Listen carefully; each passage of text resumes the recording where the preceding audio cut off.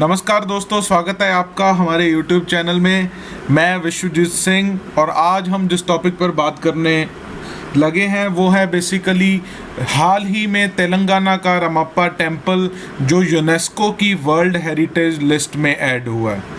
तो ये एक बड़ा सिग्निफिकेंट टॉपिक है भारत के लिए कि हमें 39th जो वर्ल्ड हेरिटेज साइट जो है मिली है।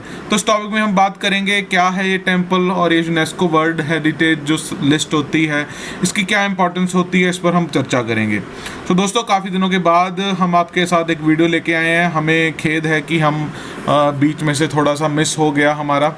जो लोग नए हैं, पहली बार आए हैं हमारे चैनल पे, वो हमारे चैनल को सब्सक्राइब करना मत भूलिएगा। वीडियो लाइक और शेयर ज़रूर कीजिएगा। आप हमारे साथ फेसबुक पर एप्रिकस एकेडमी नाम के पेज से और टेलीग्राम पर भी एप्रिकस एकेडमी नाम के चैनल से जुड़ सकते हैं। आइए दोस्तों शुरू करते हैं।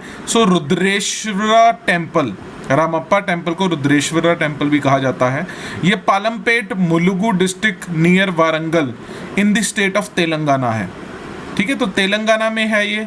Recently UNESCO world heritage list में ऐड किया गया। डिसीजन लिया गया इन दी 44th session of world heritage committee of UNESCO जो हाल ही में संडे को हुई थी चाइना में। सिर्फ रामप्पा टेम्पल ही नहीं, वर्ल्ड हेरिटेज कमेटी ने इसके बिना Quanzhou emporium of the world in Songyuan China, इसके अलावा the trans Iranian railway Iran में है जो Paseo del Prado and Buen Retiro a landscape of arts and sciences Spain, इनको भी यूनेस्को की वर्ल्ड हेरिटेज में दर्ज किया है।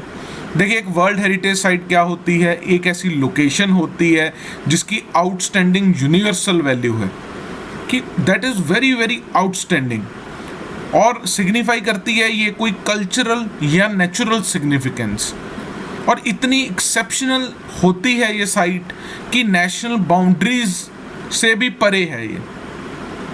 और हमारी आज की जनरेशन और आने वाली जनरेशन के लिए एक important point, important site, important significant location होती है।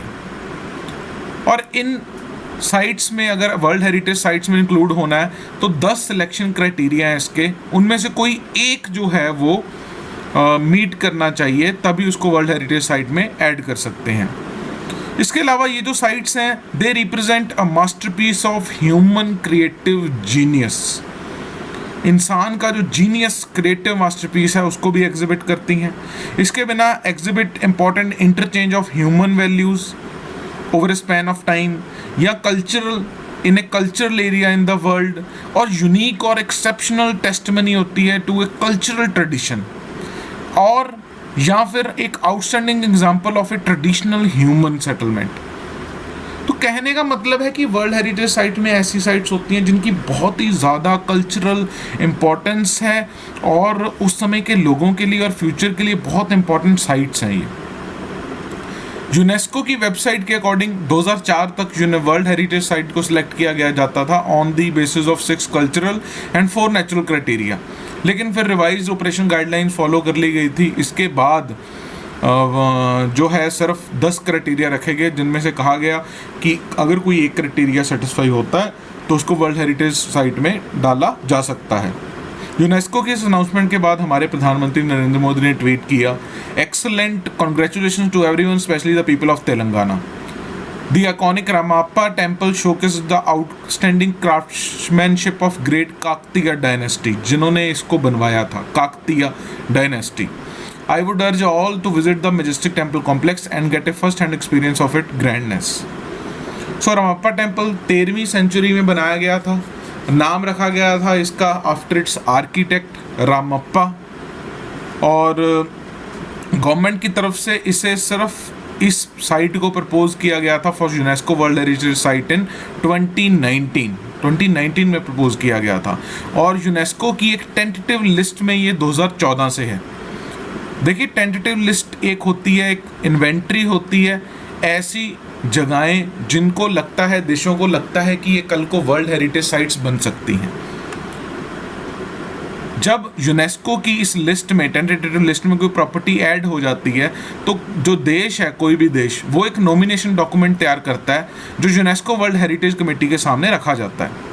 अभी हाल ही में मई में क्या है, महाराष्ट्र गवर्नमेंट ने एक सीरियल नॉमिनेशन दी है for world heritage site for 14 forts, 14 किले जो 17वीं सेंचुरी मराठा किंग छत्रपति शिवाजी महाराज के हैं।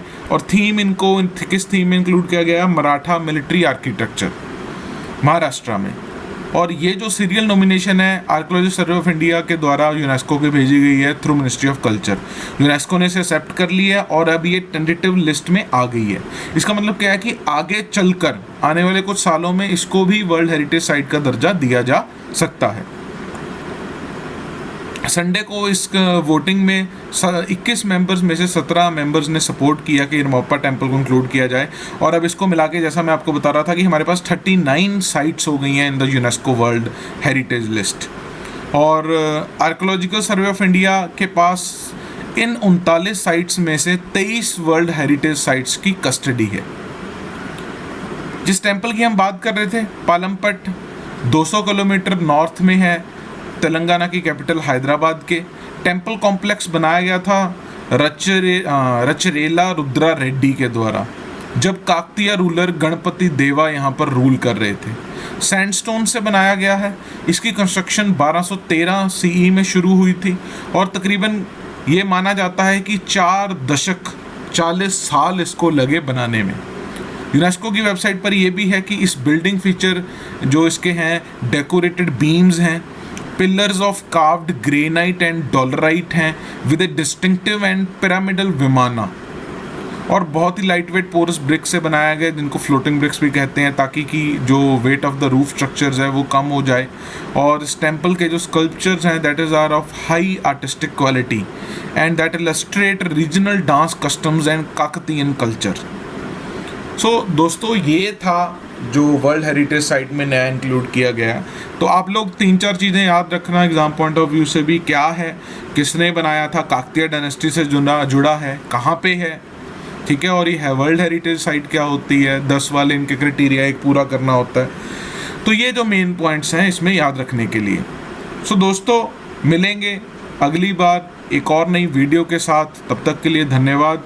आप सब लोग खुशी कुशमंगल रहें। धन्यवाद।